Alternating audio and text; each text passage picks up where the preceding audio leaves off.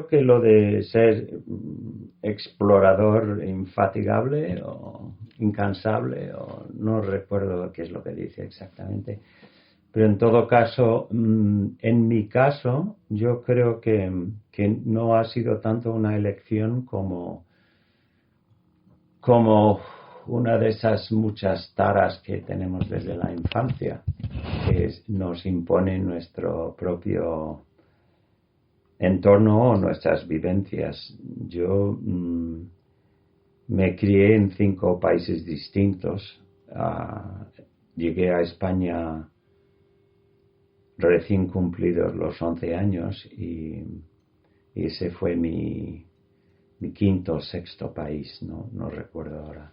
Con lo cual había vivido un poco en constante movimiento, siendo el chico nuevo en el cole casi siempre y teniendo que aprender el idioma de turno según donde estábamos y teniendo, digamos, como resultado de todo aquello, o para paliar, digamos, los efectos más nefastos de todo aquello, pues que crear un poco un mundo mío propio en base a la lectura y la imaginación, la mirada, en gran parte la escucha, porque lo que pudiera ser un constante en mi vida, como no iba a ser ni dónde vivía, ni qué idioma tenía que hablar, ni mis posibles amigos del cole o lo que sea, pues lo que iba a ser un constante iba a ser lo que yo mismo pudiera descubrir, tanto fuera como en gran parte dentro de mí, o en libros, o en la música, o en el intentar construir algo personal, ¿no? Con lo cual, pues esa exploración para mí ha sido consustancial con un esfuerzo de crearme a mí mismo, de hacerme, ¿no? Y eso es algo que, mira que perdemos cosas de la infancia cuando maduramos. Bueno, suponiendo que maduremos, que eso tampoco viene automático, ¿no? Uno envejece, algunos maduran y otros menos. Pero en mi caso, digamos que eso sí que no ha desaparecido. El gusto por viajar, el gusto o la necesidad de generar cosas dentro o desde dentro, y una abierta fascinación con el mundo y la gente. Creo que eso también es algo que caracteriza a la mayoría de los improvisadores libres que conozco, porque el punto de partida es el lugar y el momento, no la permanencia. La única mentira en todo aquello es lo de que no me canse. Me canso mucho, pero lo que no hago es desanimarme lo suficiente como para dejar de hacerlo.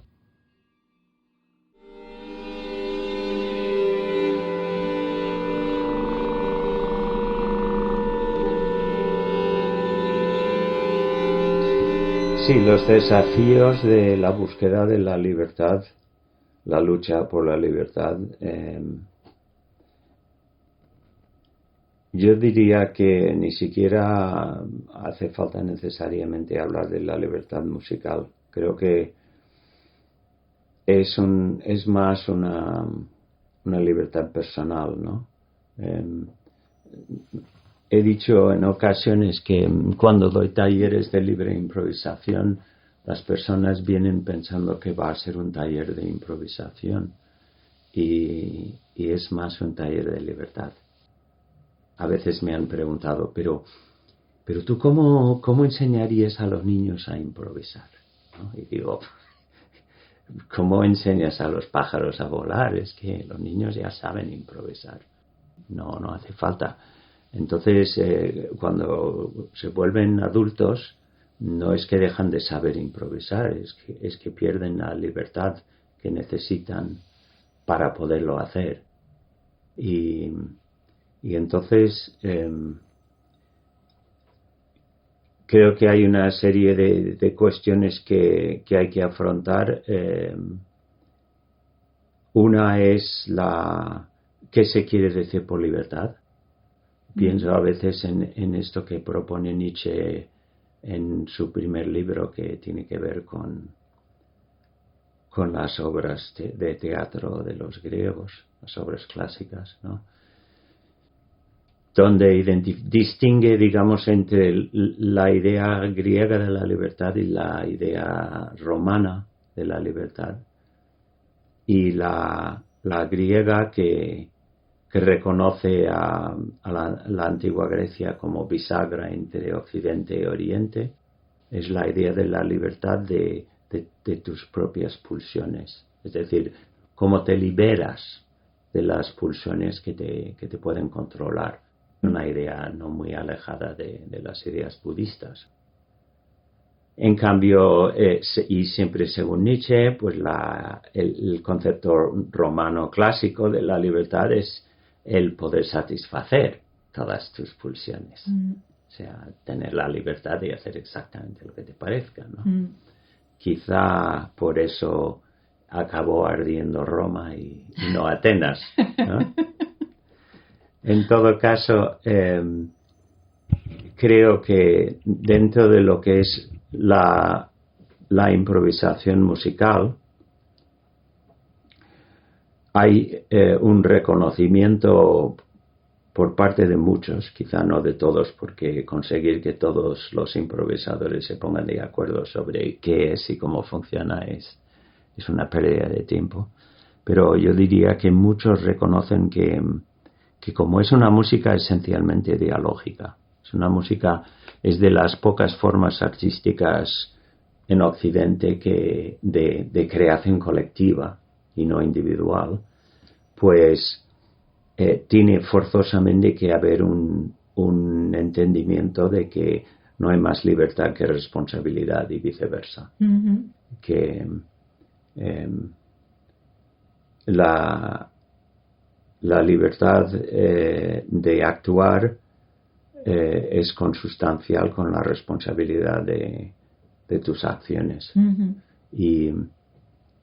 Y esto es algo que incluso encontramos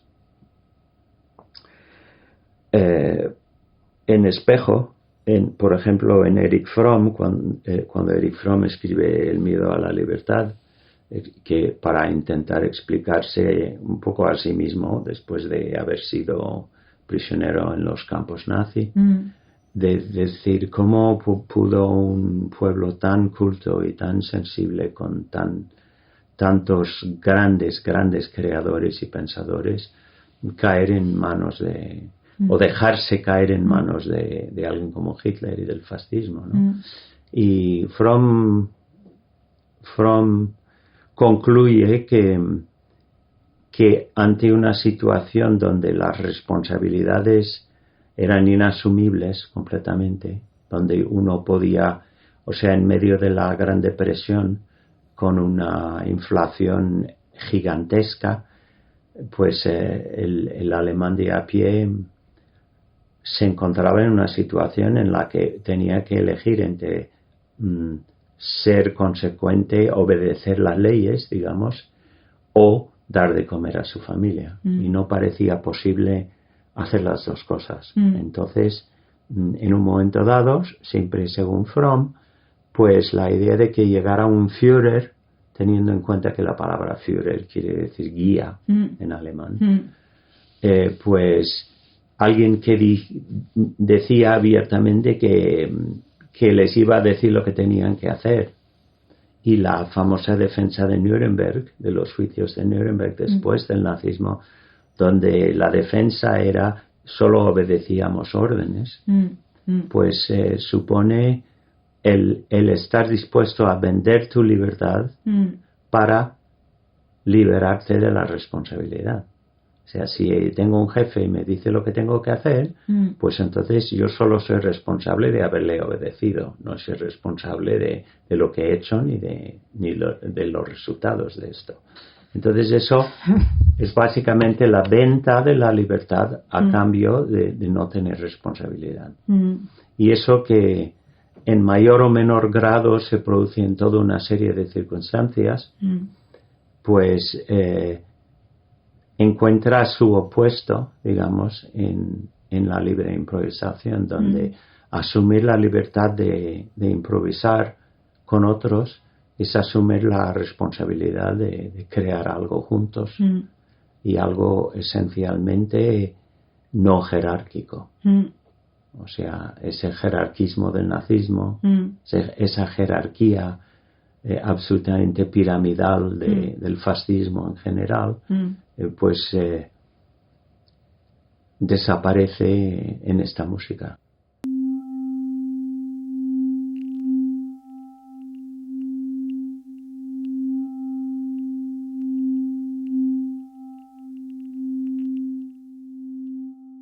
Yo reconozco que ha habido puntos de inflexión para mí.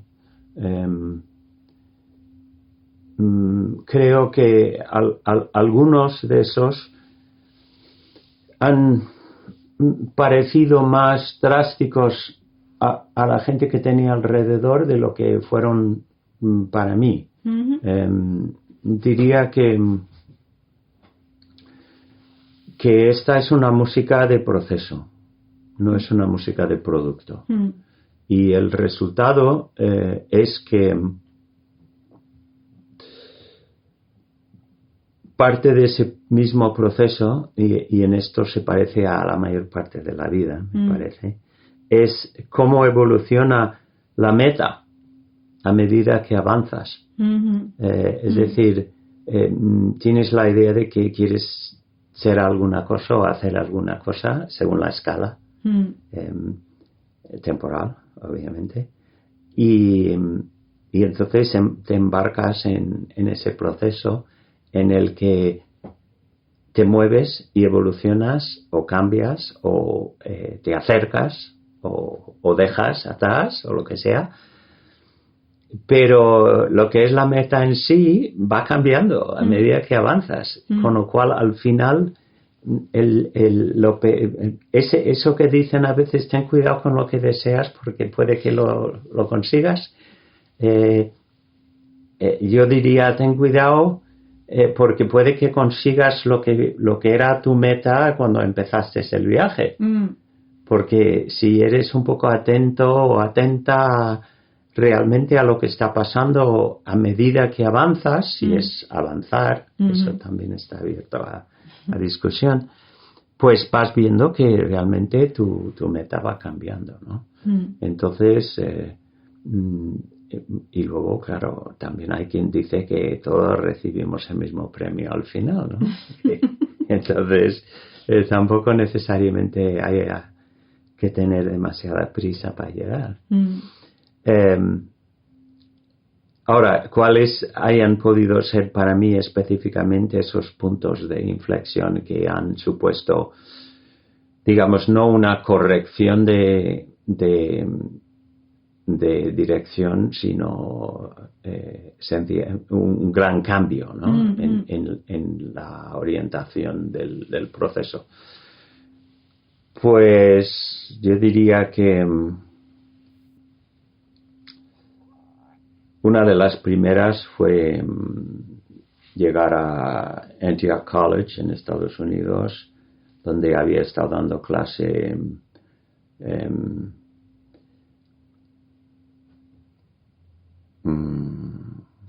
Cecil Taylor, hasta un mes antes de llegar yo.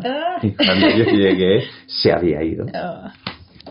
Pero me encontré en ese momento y me encontraba durante un par de años pues con gente con un importante interés por el free jazz y todo eso, y yo venía de un interés por el jazz pero no tanta orientación hacia el free jazz, y eso me cambió mucho el pensamiento, la forma de acercarme a lo que es tocar, y en ese momento estaba tocando sobre todo el saxofón.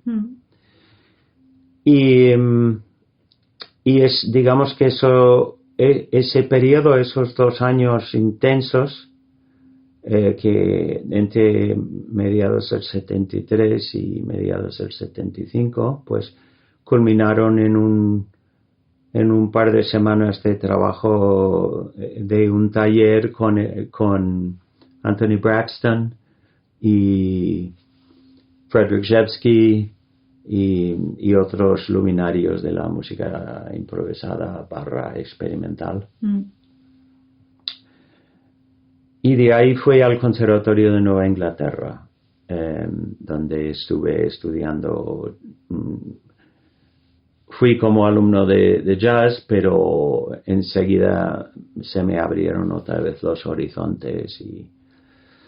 Y fue ahí donde escuché en una clase de práctica performativa del siglo XX, pues los sincronismos, el sincronismo número 1 de Mario Davidovsky, compositor argentino que murió recientemente, por cierto, conocido sobre todo por sus composiciones para electroacústica y instrumentos acústicos juntos, composición mixta. Lo que me chocó muchísimo al escuchar esa primera pieza, el Sincronismos 1, que es para flauta sola y electrónica, era un cinetismo impresionante, una sensación de movimiento, de ritmo muy grande, sin el consabido pulso motriz que tenía en esa época y que sigue teniendo la inmensa mayoría del jazz. Había una sensación de movimiento, de unos ritmos muy incisivos, muy en el cuerpo, pero sin un pulso debajo. Y eso era muy, muy distinto que el jazz que yo conocía. Y como yo había empezado también a trabajar con la flauta, y como llevaba una fascinación con la electroacústica desde la infancia, porque yo pasé 4 años en Inglaterra de niño, que coincidieron con el auge del laboratorio de creación radiofónica de la BBC, y estaba escuchando Doctor Who y cuestiones así que me dejaron alucinados. Era un mundo sonoro absolutamente nuevo para mí, pero que como no tenía más contacto con aquello, pues cuando en el 75-76 me encontré con esa pieza de Davidovsky, pues fue una vuelta a la electrónica, más un encuentro de una sofisticación rítmica muy grande, pero muy arraigada en el movimiento del cuerpo, y entonces pues unas ganas de explorar eso, ¿no? Desde donde estaba, que era la flauta y el saxofón, y hasta cierto punto el clarinete. Y bueno, para que esto no sea muy muy largo, pues diría que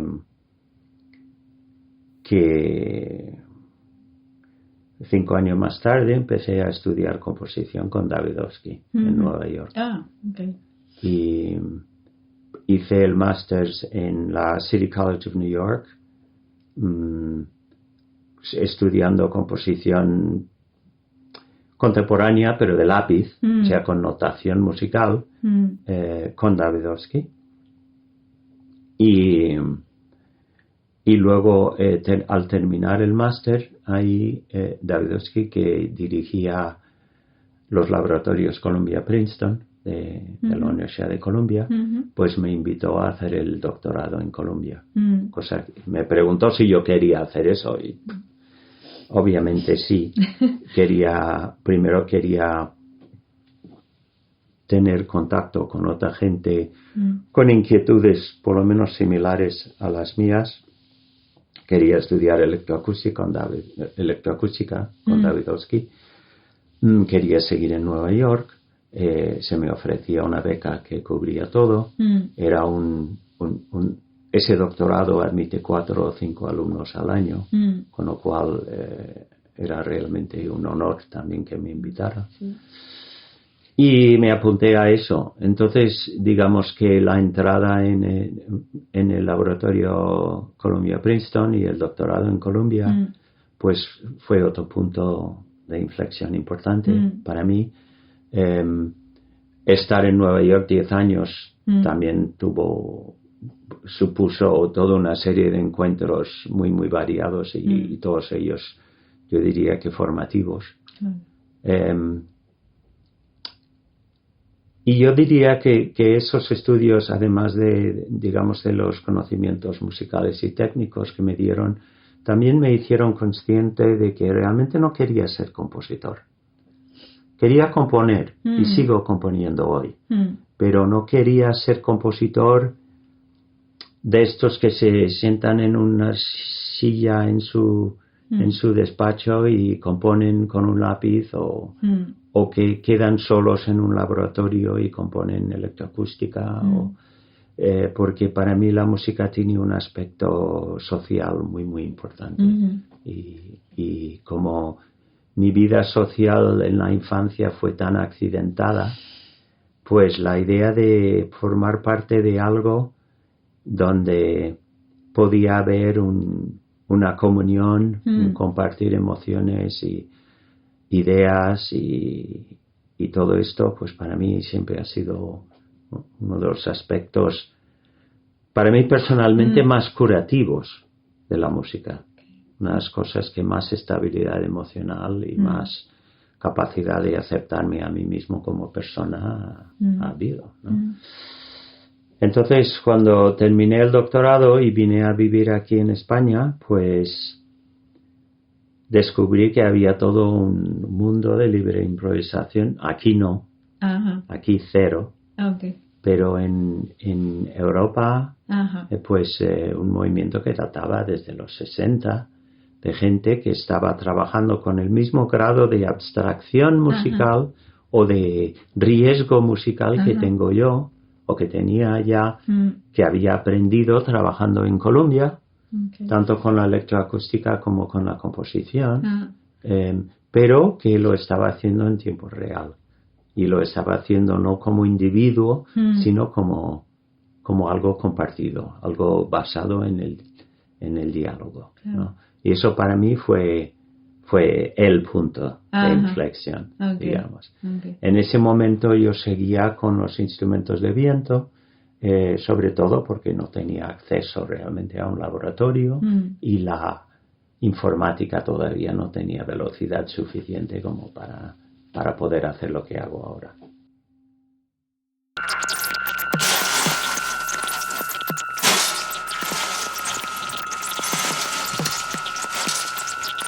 Yo creo que hay gente que se identifica como saxofonista, como violinista, como clarinetista, como pianista. No es mi caso. En primer lugar, el empezar a estudiar composición es el darte cuenta que no necesitas un instrumento para acceder a la música. Y en segundo lugar, los pintores no se identifican como pincelistas y los electricistas no se identifican como destornilladoristas. Es decir, que hay herramientas más o menos complejas, pero son herramientas, no son más que eso. Entonces, si uno... yo entiendo que en una fábrica alguien puede identificarse como maquinista porque opera una máquina y lo central de su trabajo es esa máquina y su pericia con ella. Entiendo por extensión que si tocas en una orquesta sinfónica y puedes tener mucha capacidad de interpretar y mucha imaginación como músico, pero no se te permite realmente aplicarlas porque tienes que tocar con las arcadas dictadas por el Concertmeister y tienes que tocar el repertorio obligatorio y impuesto por la sinfonía. Y entonces ahí ya yo creo que sí puedes decir soy violinista porque opero el violín en esta fábrica que es una orquesta. Y no lo digo con ningún desdén, ninguno.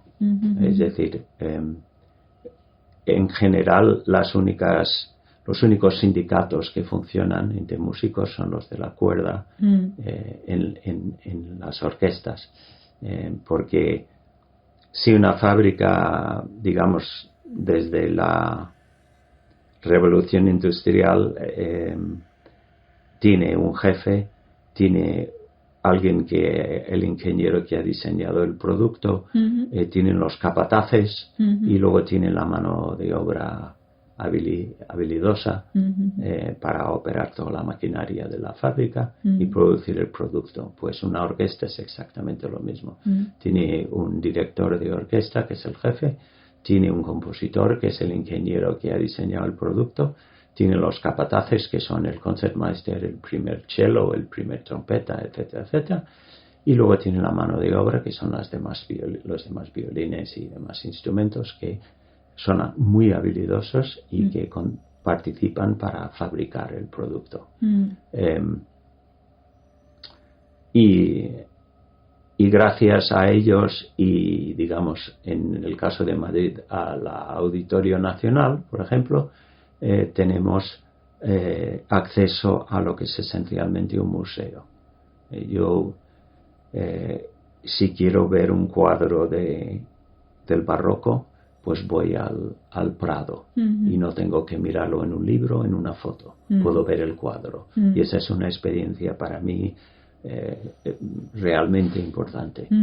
Si quiero escuchar música del barroco o del alto clásico o del romanticismo y no quiero escucharlo en un disco, quiero escuchar una orquesta tocando esto, pues voy al Auditorio Nacional y ahí hay unos empleados de museo que tocan esa música y la tocan muy bien. Y eso para mí es digno de toda la admiración que merece, que es mucha.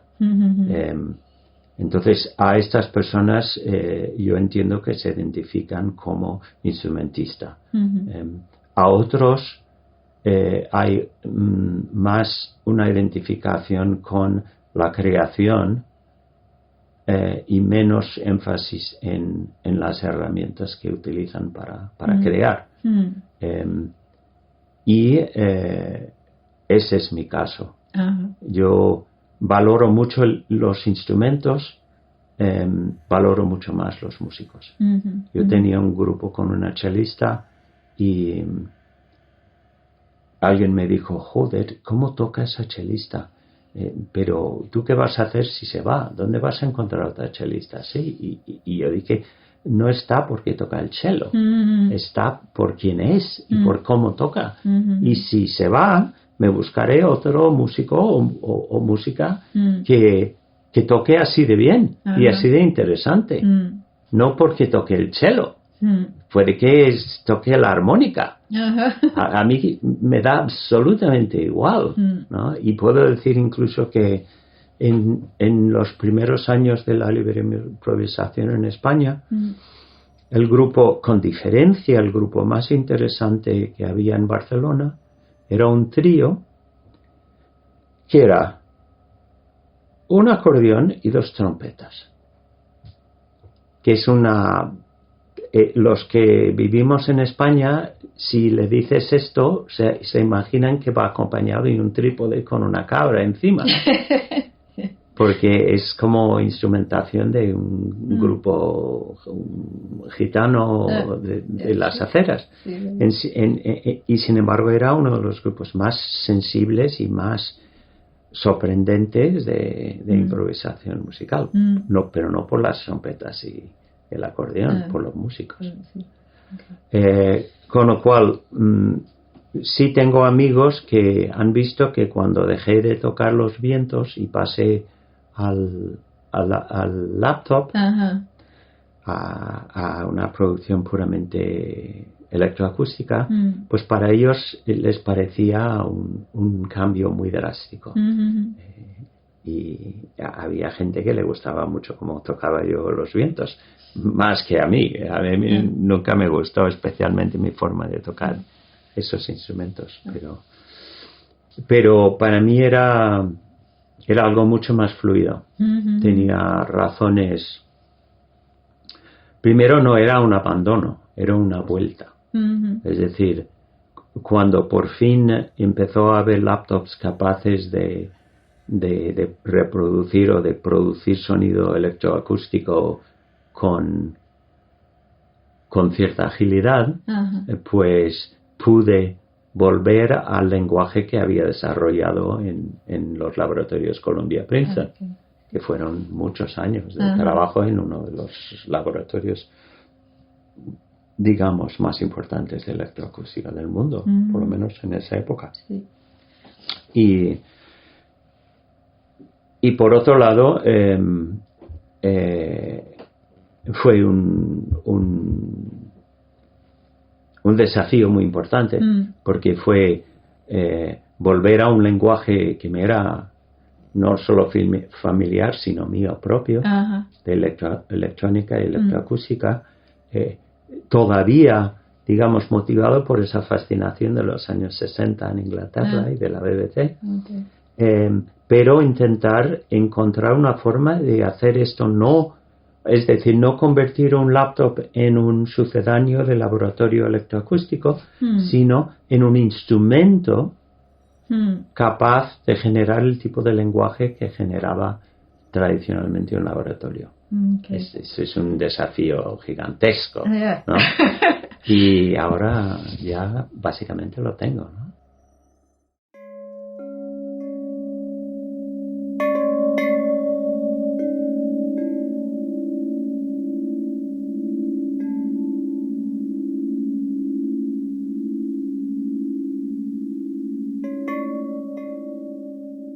Grabaciones de campo. Sí.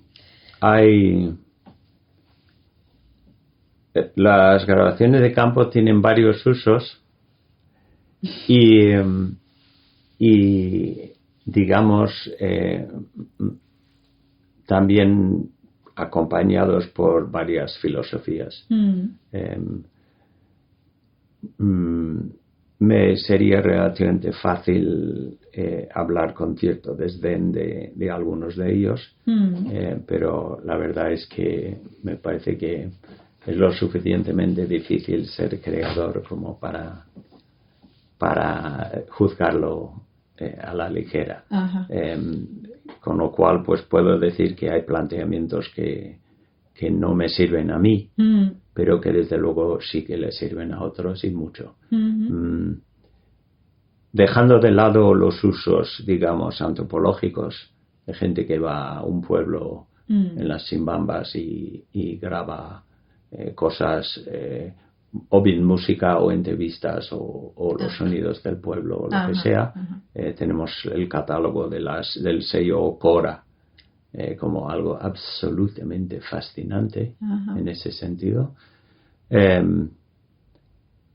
Luego está un poco las grabaciones, digamos, un poco mesiánicas, o sea, hay este bosque y nos lo van a quemar los bolsonaristas en las próximas semanas, así que vamos a grabar ahora este bosque porque luego no estará. Esa frase de Johnny Mitchell, they paved paradise and put in a parking lot. O sea, pavimentaron al paraíso e instalaron un parking, ¿no? Creo que hay ahí un desequilibrio, digamos, entre lo subjetivo y lo objetivo, por lo menos filosóficamente. Es decir, primero lo que vas a tener no es el bosque, y lo que vas a escuchar no es al bosque, vas a estar escuchando a dos altavoces. Y vas a estar escuchando a dos altavoces reproduciendo una grabación hecha en algún sitio a alguna hora con los micros colocados de una manera específica, con lo cual aquello es enormemente subjetivo y limitado. Sé que hay gente que presume de no haber tratado nada, o sea, ponen incluso en los discos, esta grabación no ha sido manipulada de ninguna manera. Y bueno, los que grabamos estamos hartos de ver en la televisión, por ejemplo, a un reportero en un puente sobre una autopista con un micro delante de la boca diciendo, como pueden ver detrás de mí hay un tráfico terrible hoy, y sin embargo no oír el tráfico. Y te das cuenta que, claro, esta persona tiene un micro específico y lo ha colocado de una forma muy específica para que coja su voz y no el tráfico. Entonces, desde el momento que pones un micro mirando en una dirección determinada, a una distancia determinada de la fuente de sonido, con un volumen determinado, pues ya estás manipulando. O sea, no hace falta ponerle luego un filtro o un compresor o lo que sea. Ya no es el sonido, es lo que estás grabando, ¿no? Entonces, digamos que un poco por eso trato las grabaciones de campo con absoluta irreverencia. Okay. Ahora, sí reconozco que por naturaleza hay polisemia ahí, y esto es un elemento clave para mí. Es decir, que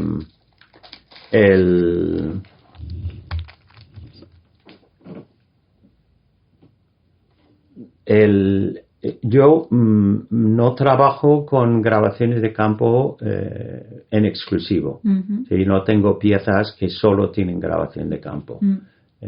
Utilizo las grabaciones de campo casi como los pintores de antes de la Revolución Industrial utilizaban los pigmentos. O sea, son material que usar, que moler, que mezclar con otros materiales, como podría ser un pigmento molido y mezclado con óleos.